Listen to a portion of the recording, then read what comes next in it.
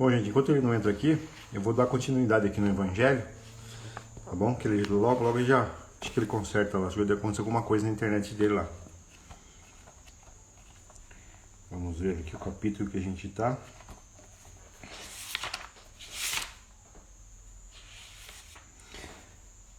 Estamos no capítulo 11, amar o próximo como a si mesmo, né?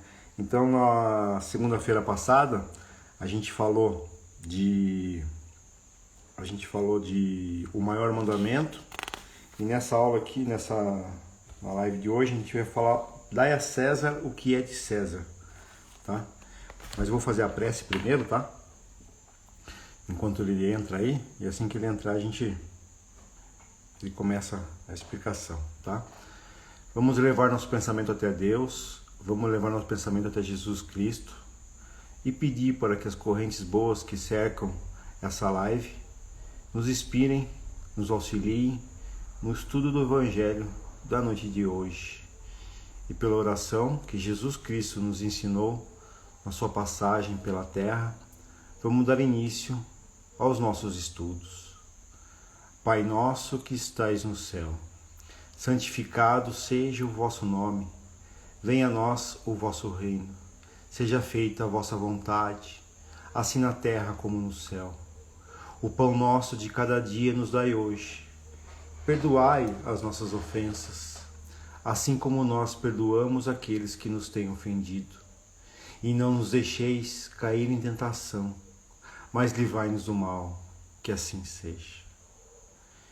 Em nome de Deus, em nome de Jesus, declaramos abertos os nossos estudos dessa noite. Vamos ver se o Oswaldo aparece aqui. Até agora nada ainda.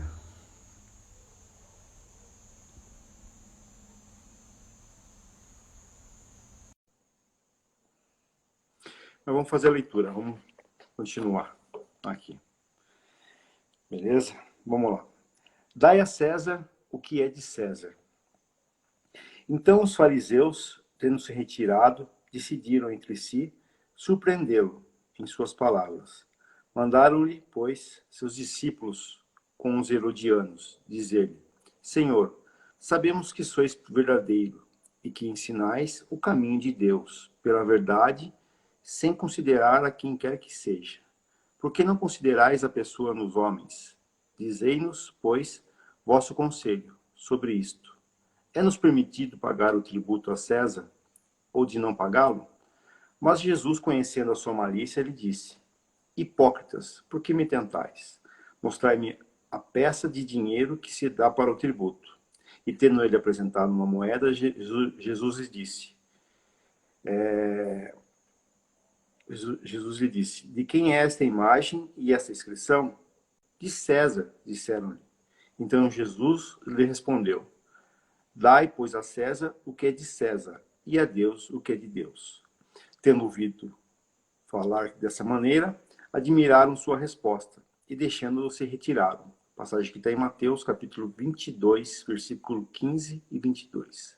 E Marcos, capítulo 12, versículo 3 a 17. Agora a explicação de Kardec.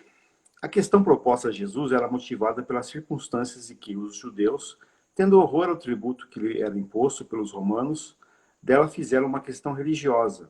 Um partido numeroso se formara para repelir os impostos. O pagamento de tributo era, pois, para eles uma questão irritante e atual, sem a qual a pergunta feita a Jesus: é-nos permitido pagar ou de não pagar o tributo a César?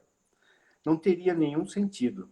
Então, essa questão era uma armadilha, porque, de acordo com a sua resposta, esperavam incitar contra ele, seja a autoridade romana ou os judeus dissidentes. Mas Jesus, conhecendo a sua malícia, evita a dificuldade, dando-lhes a lição da justiça, dizendo-lhes para restituírem a cada um o que lhe era devido. Esta máxima, dai a César o que é de César, não deve ser entendida de uma forma restritiva e absoluta, como todos os ensinamentos de Jesus. É um princípio geral, resumido sobre uma forma prática e usual, e deduzida de uma circunstância particular. Esse princípio é uma consequência daquele que manda agir para com os outros, como queríamos que os outros agissem para conosco. Ele condena todo o prejuízo material e moral acarretado ao trem. Toda violação dos seus interesses prescreve o respeito dos direitos de cada um, como cada um deseja que se respeite os seus. Estende-se ao cumprimento dos deveres contraídos para com a família, a sociedade e a autoridade, assim como para os indivíduos. Vamos ver aqui se o Oswaldo não conseguiu entrar. Não, vou tocar sozinho aqui mesmo. Vou convidar ele de novo aqui.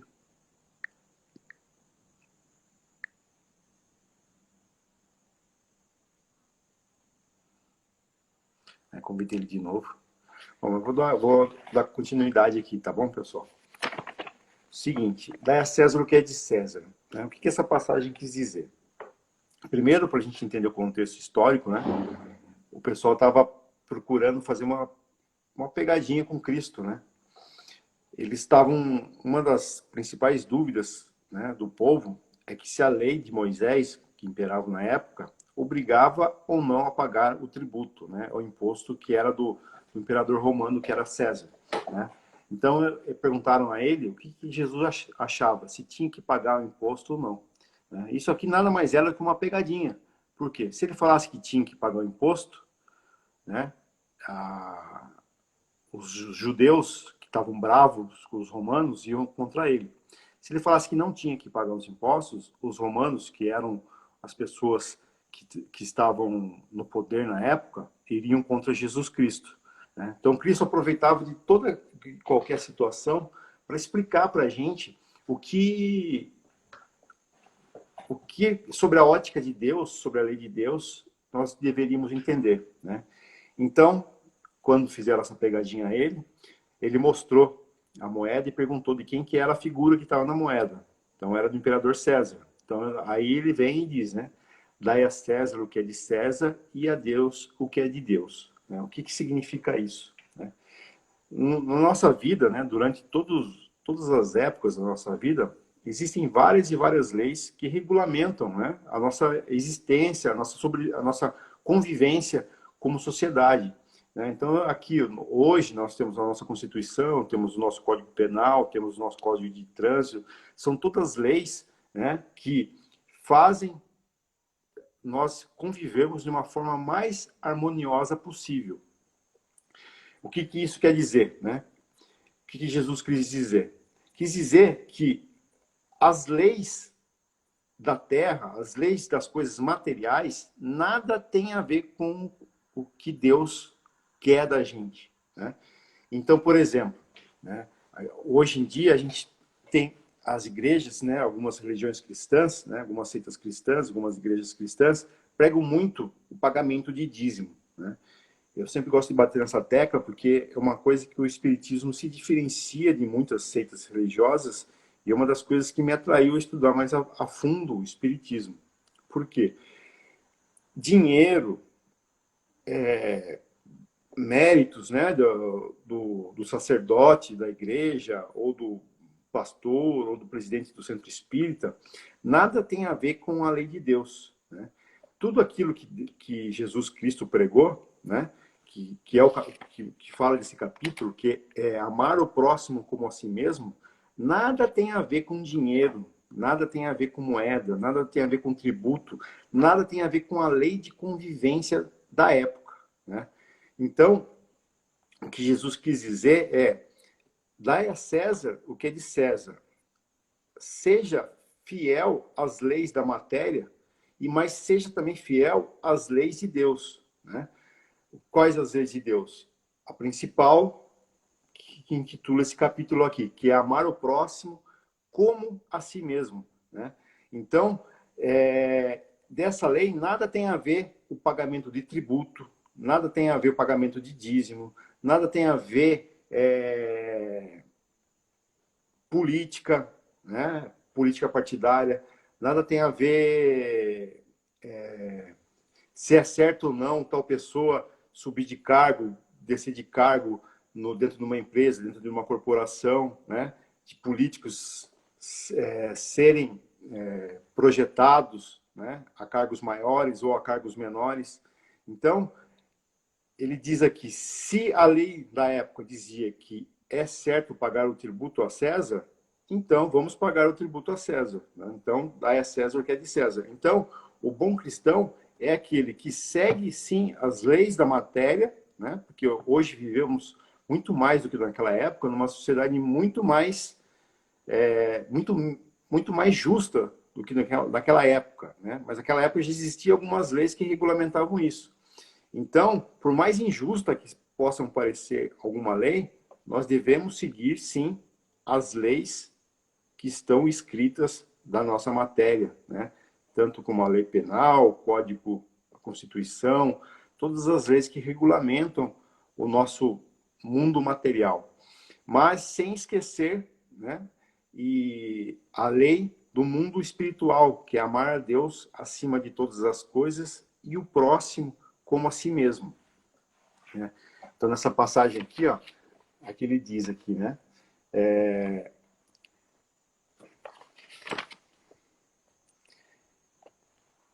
Passagem que está em Mateus capítulo 22, versículo 15 a 12, e Marcos 12, 13 a 17. Depois que ele disse isso, dai a César o que é de César, foi falado aqui, tendo ouvido falar dessa maneira, admiraram sua resposta e deixando-o se retiraram. Ou seja, nem os judeus dissidentes, né, que queriam ir contra Roma, nem os romanos podiam atacar Jesus Cristo, né, que era uma coisa que queriam que Jesus tomasse partido, né, queria que Jesus falasse, porque os judeus na época achavam, até por isso que muitos judeus não aceitam Cristo como o Messias, né, porque eles achavam que viria alguém, né, que tomaria o reino de judeu, né, dos judeus, e lideraria esse povo judeu para a libertação plena, né, que estava sob domínio do Império Romano. E Jesus vem e explica que não era essa a missão dele. A missão dele era explicar o que o pai dele queria falar, o que Deus queria dele, que era explicar as leis, né, do pós-túmulo, do mundo espiritual. Então, isso ele deixou bem claro. Então, quando a gente vê, né, algum político falando de, por exemplo, de Deus, né, acima de tudo, tentando introduzir, justificar certas atitudes em nome de Deus, né, ou citar o Evangelho de Cristo, né, para justificar certas atitudes que eles cometem, isso nada tem a ver com o cristianismo, né?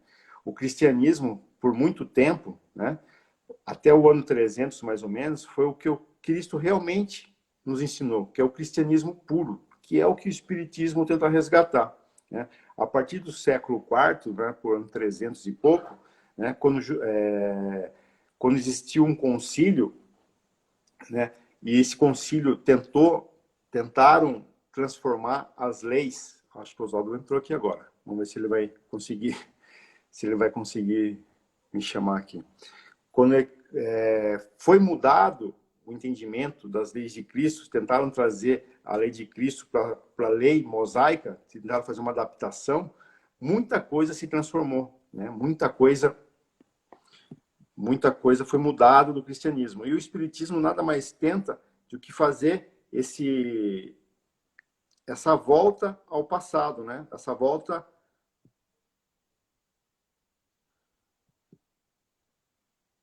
Aí, convidei ele de novo aqui, vamos ver se ele aparece aqui.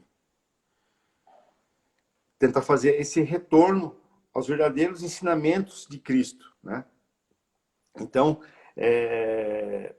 para ser um bom cristão, né, não basta você seguir apenas a lei de Deus nem a lei do homem. A gente tem que ser completo, a gente tem que viver numa sociedade e seguir as leis que aquela sociedade manda. Mas o farol maior é a lei de Deus, né? Por mais a gente diz imoral que uma lei possa parecer, a gente tem que brigar para combater, para tentar mudar tal lei para que seja algo mais próximo do que amar a Deus acima de todas as coisas e o próximo como a si mesmo, né? Mas a gente tem que procurar conciliar isso bem certinho. Então aqui fala, né? A questão proposta a Jesus era motivada pelas circunstâncias de que os judeus, tendo horror ao tributo que lhe era imposto pelos romanos, deles fizeram uma questão religiosa, né? Então aqui diz, né? Os judeus fizeram do tributo uma questão religiosa, como se a gente fosse resolver, por exemplo, se é presidencialismo ou parlamentarismo, se a gente vai, se deve pagar ou não imposto de renda para um pastor, para um padre, né? Não tem nada a ver. E é isso que fizeram a pergunta a Cristo. Um partido numeroso se formara para repelir o imposto. O pagamento do tributo era, pois, para eles uma questão irritante e atual, porque realmente eram explorados. Os judeus eram explorados pelos romanos, que dominavam a Palestina na época. Sem a qual a pergunta feita a Jesus: é-nos permitido pagar ou de não pagar o tributo a César? Né? Não teria nenhum sentido. Essa questão era uma armadilha, porque, de acordo com a sua resposta, esperavam incitar contra ele, seja a autoridade romana ou os judeus dissidentes.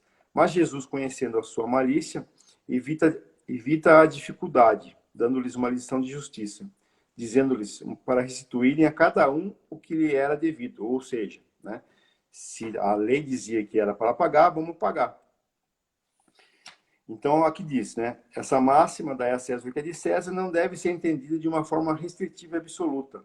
Como todos os ensinamentos de Jesus, é um princípio geral resumido sobre uma forma prática e usual, e deduzida de uma circunstância particular.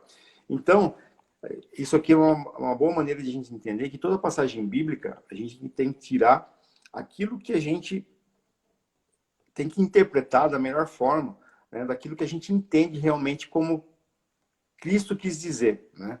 Então, se você imagina que Cristo é amor, é humildade, é caridade, né?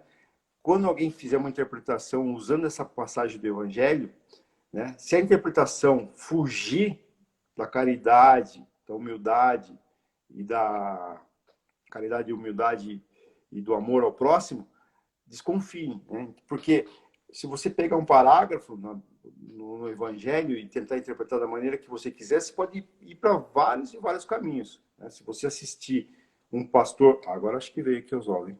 Se você assistir um pastor falando, né, do mesmo tema, você vai ver que tem um outro entendimento, um outro caminho que ele segue, seguindo o mesmo Evangelho, né? Vamos ver aqui se ele vai entrar. Aí, Oswaldo.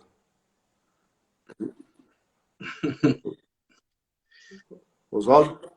Tá dando trabalho hoje. Tudo bem, Fábio? A minha internet caiu total tá aqui. só sua voz aqui, mas tá bom já. Já. Tô no plano de dados, mas não sei se vai aguentar muito. Estamos Tá. aqui. Qualquer coisa, se você quiser desativar a imagem, tem uma câmera aí, acho que você desativa a sua imagem, que daí consome menos internet sua. Deixa eu ver se... Onde que é? O meu é uma câmerazinha que aparece. O meu não O seu aparece não tem, acho nada. porque você é convidado, né? Mas Isso. toca aí.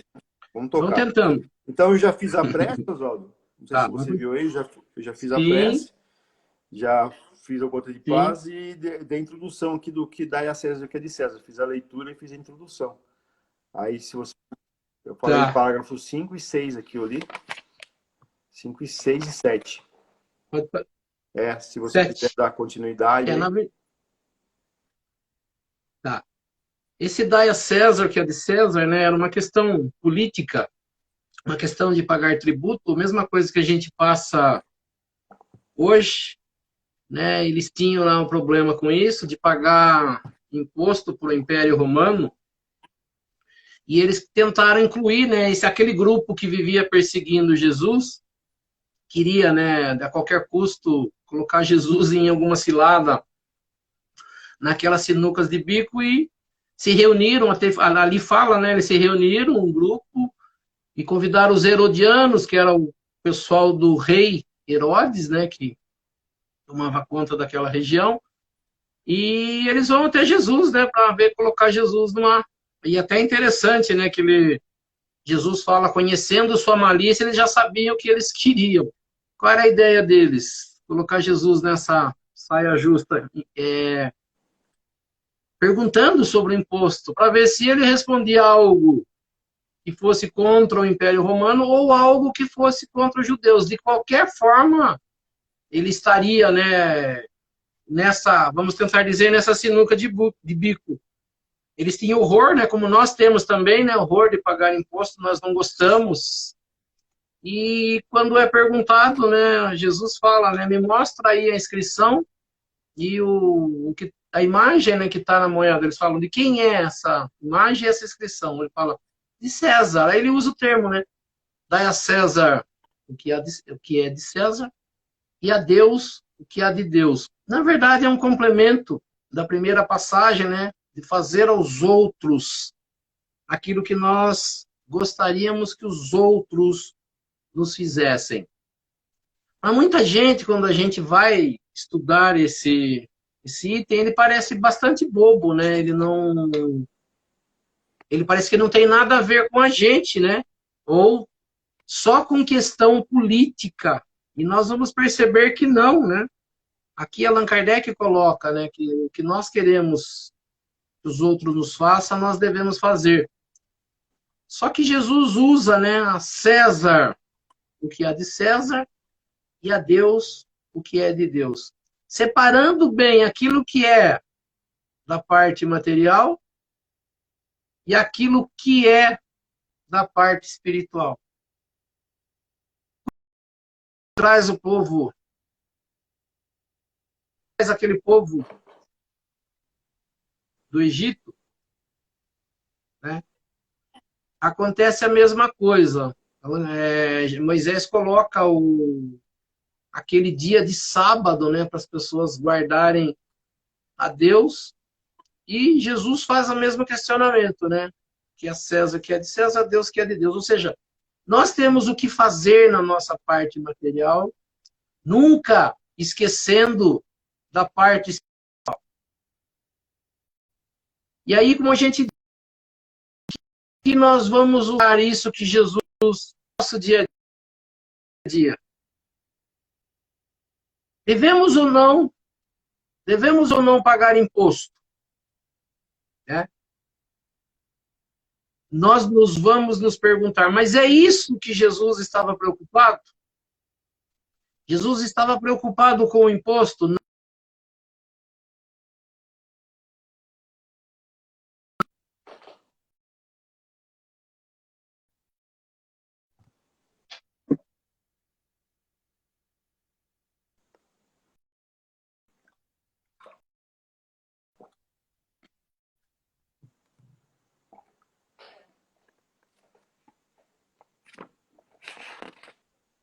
Travando muito, Zão. A voz parou, acho, agora.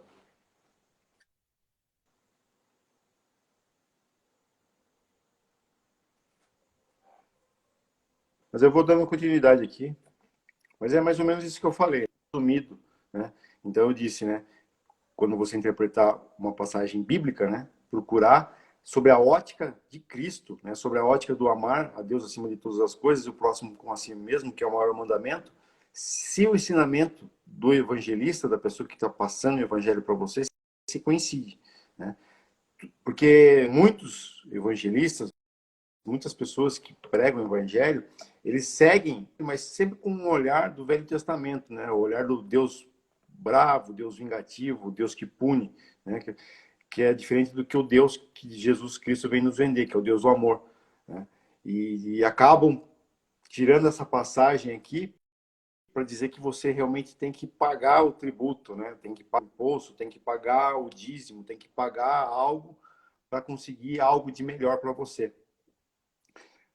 Para comprar algo, fazer uma troca com a espiritualidade, fazer uma troca com Deus, né? Como se Deus precisasse de dinheiro, como se Deus precisasse de pagar imposto ou algo do tipo, né? Aí é que fala, né? Esse princípio é uma consequência daquele que manda agir para com os outros. como queríamos que os outros agissem para conosco, ou seja, né, o amar a Deus acima de todas as coisas e o próximo como a si mesmo, né, se colocar no lugar do outro, né, para que o outro haja com a gente da mesma maneira que a gente queria que eu tenho que agir com ele, né. Ele condena todo prejuízo material e moral acarretado ao trem, toda violação dos seus interesses. Prescreve o respeito dos direitos de cada um, como cada um deseja. Se respeite os seus. Estenda seu cumprimento dos deveres traídos para com sua família, ou seja, né, todos os seus deveres da sua vida, né, também da vida material, não devem, por conta de uma sobreposição das leis de Deus, você deixar a sua vida material de lado. Tudo tem que andar em equilíbrio, né? Tanto a vida material como a vida espiritual, né? O, o, o que estraga, né, a nossa vida é quando a gente dá muito mais valor para uma coisa do que para outra, né? Tanto as pessoas que a maioria dos casos, né, que dão mais valores para as coisas da vida material e esquecem as coisas de Deus, ou seja, né? Então a pessoa está no serviço, ela faz de tudo para subir de cargo, pisa na outra, faz de tudo para conseguir chegar a ter uma estabilidade material maior do que tem hoje.